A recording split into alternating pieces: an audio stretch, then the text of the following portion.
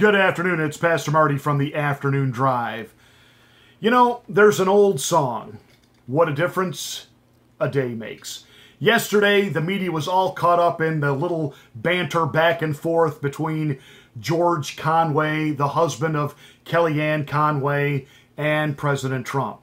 Now, the truth is, Conway had actually been trolling the president for months. The president basically held back, didn't say anything, and then yesterday just said, he's a whack job. And of course, right away, the media went into this, phony meltdown mode. Well, how can he attack the husband of Kellyanne Conway? What kind of a wife is she? Why would she stand with the president and not with her husband? And Kellyanne said something brilliant on one of the programs last night when she said, the feminists should appreciate the fact that I'm not quitting a job simply because my husband told me to. And then she said, they talk it, I walk it. Boom! That was perfect. But after the media was all caught up in that yesterday, and now they're even trying to subpoena the high school records of Donald Trump, because we really care what he got on an 11th grade algebra test. Today it's been good news, good economic numbers coming out. It's caused Wall Street to rebound. Business leaders from across the country met with the president today.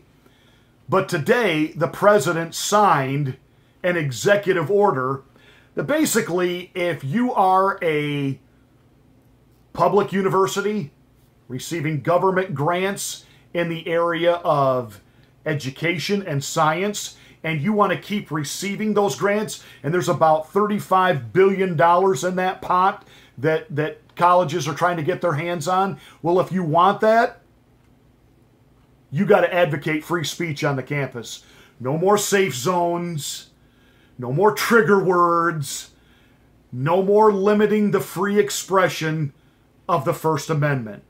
No more kids getting beat up because I got a MAGA hat on and nothing being done about it. No more conservative speakers being banned and not allowed to speak when they've been brought there by a particular student group or other group on campus that has invited that conservative speaker to be there. If the libloons and freaks can be there to give their addresses and their speeches, if you don't want to go, don't attend.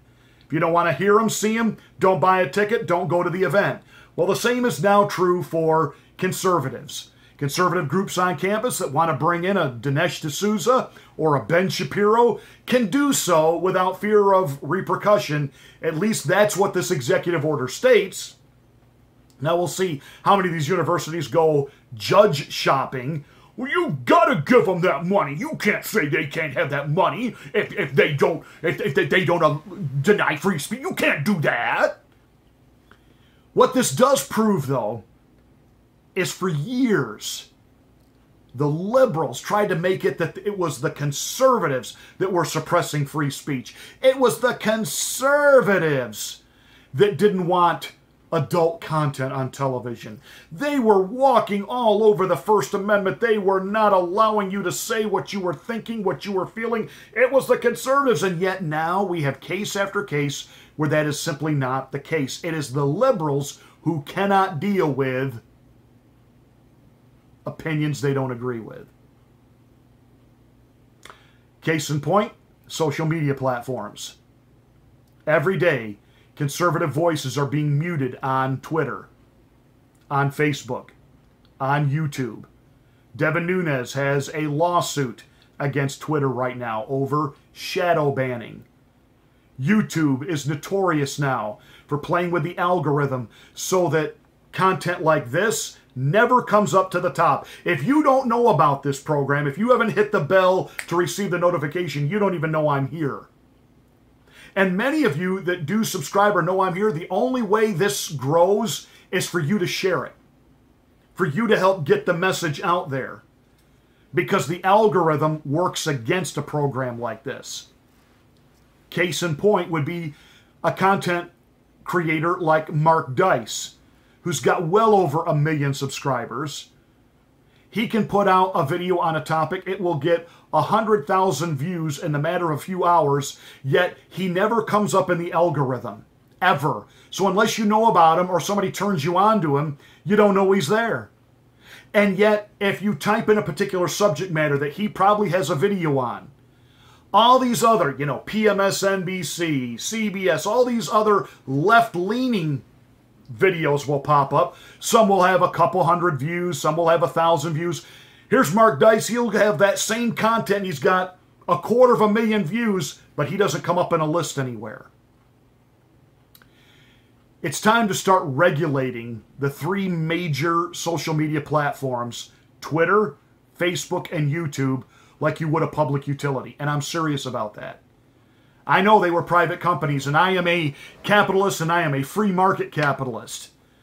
But they have so pushed out the competition, they so control it, you really can't have a business today if you don't have a presence on Twitter or Facebook or YouTube or all 3, really. And depending on the nature of the business, you need all 3. It is the way we promote. It is the way we communicate. The electric company can't deny electrical service to a building that has a group meeting in it that they don't approve of the content of their political views. Can you imagine picking up your phone and dialing a number to talk to someone and getting a recording? The person you are trying to call holds to an ideology to which we do not agree. Therefore, this call cannot be completed. Your head would explode. Yet people get kicked off of these social media platforms for violating community standards, which are never really explained, and yet some people seemingly on the left get away with all kinds of community standard violations. They can even threaten physical harm. Ilhan Omar can threaten literally Israel. She's okay, but Alex Jones has got to go. Ben Shapiro gets censored. I've had videos censored. I've had tweets pulled down by Twitter. And I don't even tweet that often. So it is time to treat the social media platforms as public utilities. Because free speech is under attack, and it's not coming from the right, it's coming from the left. Kids on college campuses that adhere to a conservative ideology, they have been physically beaten up. Think about last summer when Mad Max Waters was telling people, if you see these conservatives at a gas station, at a restaurant, at a grocery store, you get in their faces. And we had all the videos of these people just throwing their food on the floor and screaming and yelling and spitting and driving members of the Trump cabinets out of establishment. Ted Cruz and his wife had to leave an establishment. Sarah Huckabee Sanders and her family had to leave an establishment. And that's free speech. Their physical being was being threatened. It's free speech. But if a conservative had done that, Jussie Smollett creates a hate crime against him, which didn't happen. He has to pay 2 dudes to do it, to make it all up. MAGA country, man! Pour some kind of liquid on him and put a noose around his neck.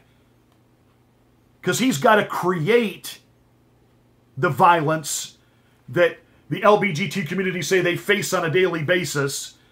And yet it's fabrication after fabrication, yet young conservatives are really facing bodily harm and hate crimes, and nothing gets done. Well, they stepped out of the safe zone. And their words, and it triggers people. They couldn't help well, today the president took care of that. You want government funding? You will protect free speech. All free speech. Kudos, Mr. President. That's it. That's my rant for today. Subscribe to this channel. Make sure you hit the bell so that you get notifications. And please, share my videos. All kinds of topics here. Share my videos. Help it go viral, but help people find out about this channel. Because the algorithm at YouTube isn't going to.